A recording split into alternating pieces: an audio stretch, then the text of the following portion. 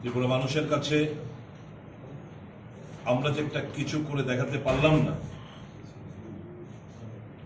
সত্যি আমরা দুঃখিত। আপনাদের মতো আমরাও মেন্টালি খুব আপসেট। হার আমরা মানিনি, আমাদের লড়াই জারি থাকবে। যুদ্ধ ঘোষণা যেটা করা হয়েছে, যুদ্ধটা চলবে এই স্বৈরাচারী ব্যবস্থাপনার বিরুদ্ধে। এবং অবিশ্বাস এই 27 এবং 32-এর লড়াই ফ্লোরের ভেতরে এবং ফ্লোরের বাইরে আপনারা দেখতে পাবেন। নির্বাচনের আগে আপনাকে বলতে শোনা গেছে যে আপনি রিটায়ারমেন্টে যাবেন যদি সরকার প্রতিষ্ঠিত না হতে পারে। তো সেক্ষেত্রে একটা জনগণের বিষয় ছিল, যেহেতু সরকার প্রতিষ্ঠায় আপনার শব্দগুলো আমার মুখ দিয়ে আপনাকে কেউ টিউটার করলে আপনি আমার বক্তব্যটা শুনে নেবেন।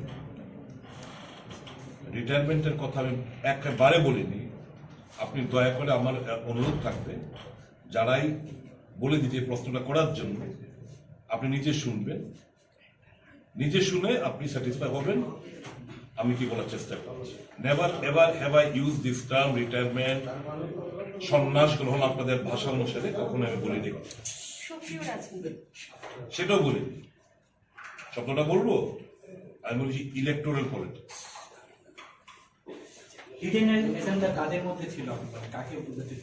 এটা জনগণ বুঝে। আমি যা এর বিষয়ে বললাম, আমি তো বলবো না। আমি অনেক অপ্রিয় সত্য কথা আমি বলতে চাই না, কারণ যেহেতু লড়াই একটা হেরেছি, যুদ্ধ ঘোষণা আমাদের জারি রয়েছে।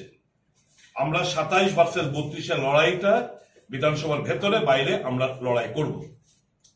কালকে আপনি সেখানে যেখানে আপনি কালকে শপথ গ্রহণ অনুষ্ঠানে ছিলেন না, তো এটা নিয়ে একটা কথা উঠছে, কেন কালকে আপনি শপথ গ্রহণ অনুষ্ঠানে উপস্থিত ছিলেন? এটা কি একদিনই শপথ? আমি তো আজকে না হলে পরশু নিতে পারবো, এরপরের দিনই নিতে পারবো, ডিউ ডেটের মধ্যে নিলেই হলো। আমি মনে করি যে আজকে নেওয়াটা শ্রেয়।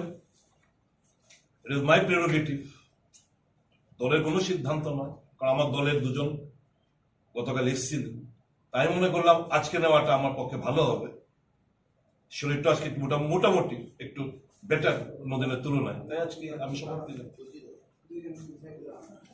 আপনি ভোট কাটাকাটি নিয়ে একটা কথা বলেছেন যে বিভিন্ন বিধানসভা কেন্দ্রে ভোট কাটাকাটির ফলে ভারতীয় জনতা পার্টি তারা বিজয়ী হয়েছে। আমি বললাম তো, টেরিটোরিয়াল কাউন্সিল এবং ত্রিপুরা রাজ্যের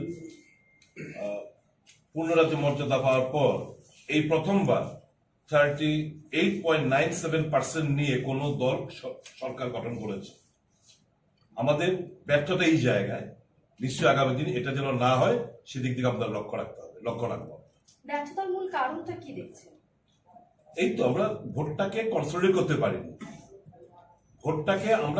করতে পারিনি, এটাই হচ্ছে আমাদের ব্যর্থতার কারণ। এটা যাতে আগামী দিন না হয় এটা আমরা সুনিশ্চিত করি। So the opposition CPM has said earlier, and Kipra Motha today reiterated as well, that on issues which are related to development and welfare of Tripura, all the opposition parties will join voices, even if necessary with the BJP. What will be your stance regarding this? Obviously, you see, Congress has always played a role of the constructive opposition, and we'll be carrying forward with that. Wherever attention needs to be drawn towards the government for their lacunas, we'll be doing that.